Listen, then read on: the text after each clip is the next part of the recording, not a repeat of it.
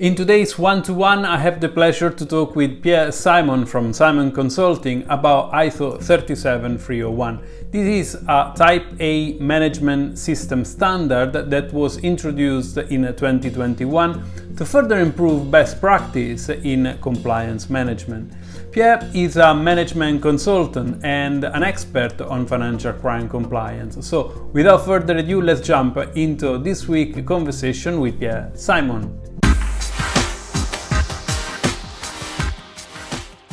Hi Pierre, and welcome to FinCrime Agent. How are you today? Hi Marco, I'm doing fine. Thanks for having me here. Yeah, no, it's a great pleasure, and thank you for your time and to commit for this interview. So can we maybe share with the audience your background and let them know what you're up to in these days, just to start with? Yes, of course. Well, I started my career over 20 years ago as a police officer in Aruba. And as you might know, Aruba, location-wise, is very close to South America. Yeah. So in my work, I really got to know financial crime, or crime in general. And basically my passion for preventing financial crime started back in those days. When I decided to come back to Europe to study for Dutch law in Amsterdam, I started working also for financial institutions. And basically those three different parts came together in the compliance profession. So that's a little bit of my background. And lately I've been focusing mostly also on sharing my knowledge and experience via training and coaching. It may be interesting to mention as well that very soon we will be launching an online academy where we focus on training courses and coaching programs for compliance leaders and experts.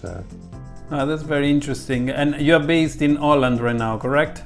Exactly. So we're based just outside of Amsterdam in the Netherlands. Yes. To assure everyone watching will be like on the same page, I think maybe it's interesting if we start this Q&A by expanding what is a Type A management system standard, and if there is any difference perhaps within Type A management system standard and a Type B.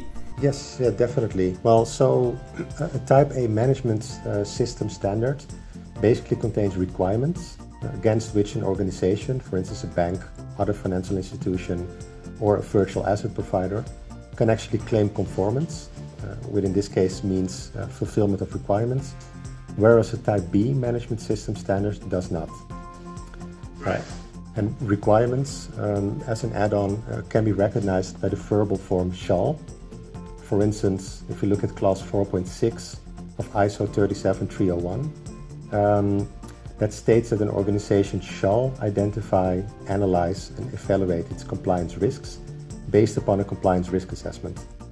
And if you look at the verbal form shall, of course, in this case, indicates a requirement. If you look at the Type B management system, a good example of that is ISO 19600, which is the predecessor of ISO 37301. It may be good to mention as well that a Type B management system standard typically only contains recommendations, or basically guidelines, or supporting information. And these can be recognized by the verbal form should. So, for instance, if I can mention an example, Clause 4.5.2 of the previous ISO 19600 states that organizations should have processes in place to identify new and changed laws, regulations, codes and other compliance obligations to ensure ongoing compliance. So there we can see basically the difference that the Type A management system standards contain requirements and Type B are recommendations.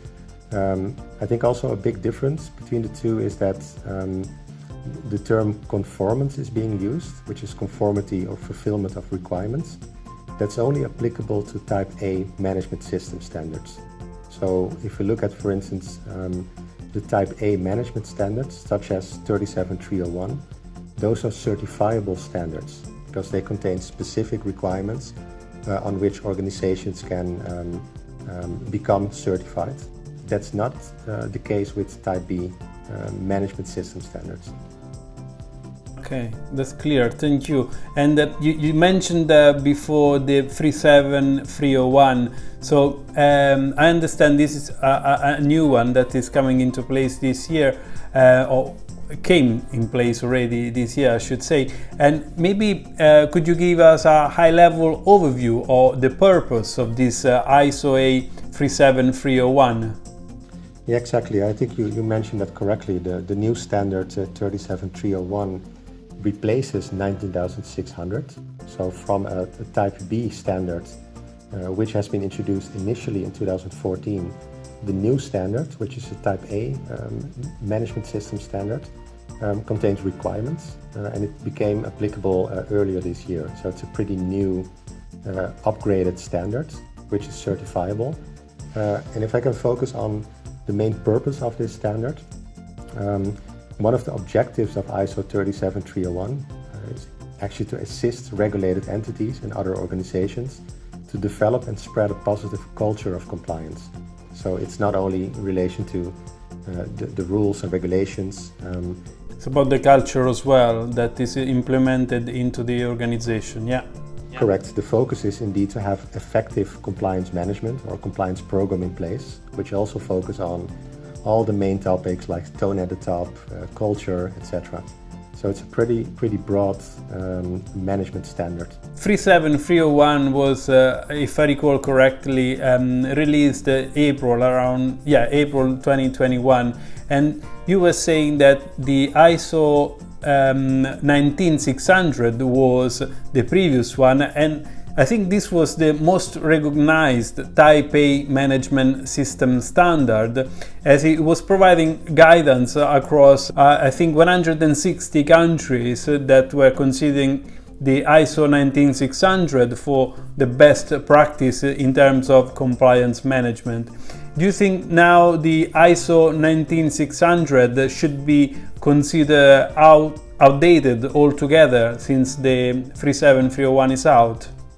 Exactly. So with the introduction of this new standard, basically 19600 has been cancelled and replaced. So indeed, 19600 has been in place since 2014, but based on the revision, and maybe for those that don't know, ISO as an international standard organization is constantly looking at updating their standards. In this case, the technical revision of 19600 basically led to replacing it by a totally new standard, which is 37301, which contains most of the same requirements or the same content, but there are some add-ons, of course. And as I mentioned before, this is a certifiable standard. So now ISO 19600 has been totally replaced. What do you think are the first steps like an organization should follow in order to receive a Type A management system standard certificate for the ISO 37301, and why it is important to actually have such certification in place? Yeah, and a good question. So generally speaking, organizations that are interested in becoming certified against this new standard, there are a couple of things they need to do. Firstly, they need to restructure their compliance program, which probably they already have in place, but then according to the ISO structure. So I think most of the compliance professionals know, of course, that there are a lot of guidance from the US to Europe, etc., on how to implement effective compliance programs. Like I mentioned, tone at the top, having compliance policies in place, risk assessment, etc. All those components are also in this ISO standard, only the structure might be a little bit different. So to be able to be certified against the standard, the first step to be taken is to read the standard and the requirements, and to restructure the compliance program in place to fit the requirements of the ISO standard. Secondly, it might be really useful to have some external help to really conduct a gap analysis against the standard. So if there is already a policy in place, what are the requirements in this new ISO standard? If you look at leadership, for instance, what is the role of top management, and how is it different from the program in place? And then after that, the next step will be to prepare basically, and that's if the decision of the organization is to become certified, because that's not mandatory. Then the next step would be to basically start the audit. So there is a specific certification audit which is needed to become certified. But of course, to be able to go into that audit, all the work before, so the steps I mentioned, needs to be conducted. And I wanted to check also regarding the size of the organizations. For example, the ISO 37301, is this something that is applicable only to large firms, or perhaps even smaller organizations should look into it? Yeah, this is a question that pops up a lot. So basically, this new standard is applicable to organizations of all types and sizes. So both large multinationals with, let's say, thousands of staff members, but also small entities with just a handful of employees would actually benefit from having a structured compliance management system in place. Also good to mention here is that it applies to both private and public entities or organizations. So even government agencies are in scope. Okay, so it's good to know that as well. And please correct me if I'm wrong, but at Simon Consulting, your core activities are to advise and support financial institutions with the implementation of compliance laws and regulations. So one of my last questions for you today in this interview that I have is, what is the most rewarding part of the work that you're doing? Yes, indeed. Well, as you might know, I have a big passion for compliance. So for me, it doesn't feel like work in a traditional sense. And as founder and managing director of Simon Consulting, I'm able to do what I like by, for instance, following all the latest financial crime compliance trends and developments. And in my opinion, there's never a dull moment in regards to financial crime. I think answering your question, the most rewarding part of my work is that I'm able to help regulated entities to better understand and improve their financial crime compliance programs, and also to see how that works in practice. So I think that's the most rewarding part of the work. And lastly, if people from the audience wants to get in touch with you, maybe to find out more about you and what you do at Simon Consulting, what is the best way to contact you? Yes, well, I think they can best reach me via LinkedIn. Okay. By visiting the website. And also maybe good to mention here is that Simon Consulting is also active on YouTube, where we periodically also post different videos in relation to compliance. Okay, brilliant. I will leave obviously in the description of this video your contact details so people can get in touch with you directly if they wish. And I want to thank you, Pierre, for coming to speak at FinCrime Agent. It was a great pleasure to have you on my channel, and I hope we can chat again in the near future with more insight and industry updates from your end.